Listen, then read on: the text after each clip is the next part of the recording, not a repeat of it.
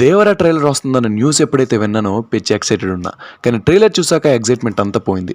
ఇది నా వరకు ఒపీనియన్ మాత్రమే. కొన్ని మందికి నచ్చింది, మరి కొన్ని మందికి నచ్చలేదు ఈ ట్రైలర్.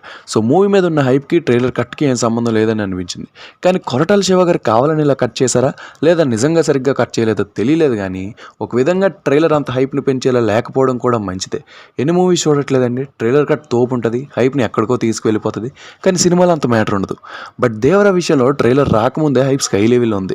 సో ఆ హైప్తో ఇంకో హైప్ ఉన్న ట్రైలర్ దించితే ఫ్యాన్స్ మూవీ నుంచి ఏ range content and stuff expect చేస్తారంటే దాన్ని మీట్ అవ్వడం కూడా కష్టం. సో ఆ హైప్ని కాన్స్టెంట్గా కంట్రోల్డ్గా పెట్టేలా ఒక ట్రైలర్ ఉంటే ఆడియన్స్కి ఏం ఎక్స్పెక్ట్ చేయాలో ఏం చేయకూడదని ఒక ఐడియా ఉంటుంది. ఇప్పుడు ఆడియన్స్ ఎక్స్పెక్టేషన్స్ని రీచ్ అవ్వచ్చు. ఇంకా మూవీలో అన్ఎక్స్పెక్టెడ్గా ఏమైనా స్టఫ్ ఉంటే ఎక్స్పెక్టేషన్స్ని ఎక్సీడ్ కూడా చేయొచ్చు. సో ఈ విధంగా ఆలోచిస్తే దేవర ట్రైలర్ ఒక విధంగా ప్లస్ పాయింట్ అనే చెప్పొచ్చు. ఇంకా మూవీ ట్రైలర్ నాకు నచ్చకపోయినా మూవీ అయితే బాగుంటుందన్న హోప్స్ అయితే ఉన్నాయి. అందులో one of the top hope కుస్తీ. ఈ మూవీ ట్రైలర్లో కానీ బైరా గ్లిమ్స్లో కానీ ఈ మట్టి కుస్తీని బాగా హైలైట్ చేశారు. సో ఖచ్చితంగా ఆ మట్టి కుస్తీకి మూవీ జరిగే ప్రాంతంకి ఒక స్ట్రాంగ్ పర్టికులర్ ఇంపార్టెన్స్ అయితే ఉంటుంది. ఇది ఎందుకు అనిపించిందంటే మూవీలో దేవర్ అండ్ బైరా లిటరల్లీ హ్యాండ్స్ని టై చేసుకొని మార్నింగ్ వరకు ఫైట్ చేస్తారు. అండ్ సందీప్ రెడ్డి వంగతో జరిగిన ఇంటర్వ్యూలో వాళ్ళ యాన్సిస్ట్రల్ వెపన్స్ గురించి ఈ కుస్తీ చేస్తారని కూడా చెప్పారు. సో ఈ విధంగా చూస్తే ఈ కుస్తీ సీక్వెన్స్కి స్టోరీకి ఒక మంచి కనెక్షనే ఉంటుందని తెలుస్తుంది. దేవర మీద హోప్స్ పెట్టుకోవడానికి ఇంకో మెయిన్ రీజన్ ఎన్టీఆర్.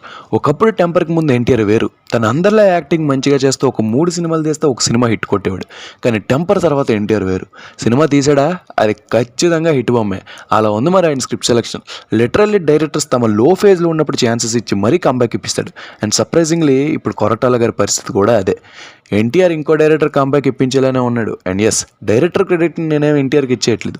సినిమా బాగుందంటే అది డెఫినెట్లీ డైరెక్టర్ వల్లేగా. బట్ నా పాయింట్ స్క్రిప్ట్ సెలెక్షన్ గురించి. ఇంకా మ్యూజిక్ విషయానికి వస్తే అనిరుద్ చిరిపేశాడు అసలు మూవీలో. ఫస్ట్ ట్రైలర్ చూసినప్పుడు అంత అనిపించలే బీజియం. కానీ ఓఎస్టీ ఎప్పుడైతే విన్నానో అనిరుద్ దేని తాకు కొడతాడరా బాబు ఈ మ్యూజిక్ అనిపించింది. ఫైర్ అంతే, లిటరల్లీ ఫైర్ మ్యూజిక్ ఇచ్చాడు సినిమాకి. ఎన్ని మాట్లాడుకున్నాగా ఇంకా లాస్ట్గా నాకు మూవీ మీద ఎక్కడైనా డౌట్ ఉందా అంటే అది పార్ట్ 2 మాత్రమే. ట్రైలర్లో చూపించినంత స్టోరీ వరకు అయితే కోస్టల్ ఏరియాలో జరిగే ఒక నార్మల్ స్టోరీలానే ఉంది. సో దీన్ని 2 పార్ట్స్గా ఎలా పార్టీషన్ చేశారని చిన్న డౌట్. స్కోప్ ఉంటే పర్వాలేదు, బట్ స్కోప్ లేకుండా పార్ట్ 2 ఉంటే మాత్రం ఖచ్చితంగా డిసప్పాయింట్మెంట్ ఉంటుంది. బట్ హోప్ అలా అవ్వకూడదని కోరుకుందాం.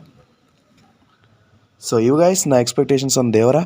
సినిమా ఫస్ట్ డేకి వెళ్ళిపోవడం ఖాయం. మీరు కూడా ఫస్ట్ డేనే వెళ్తారని అనుకుంటూ సైనింగ్ ఆఫ్ సినీ మ్యాన్.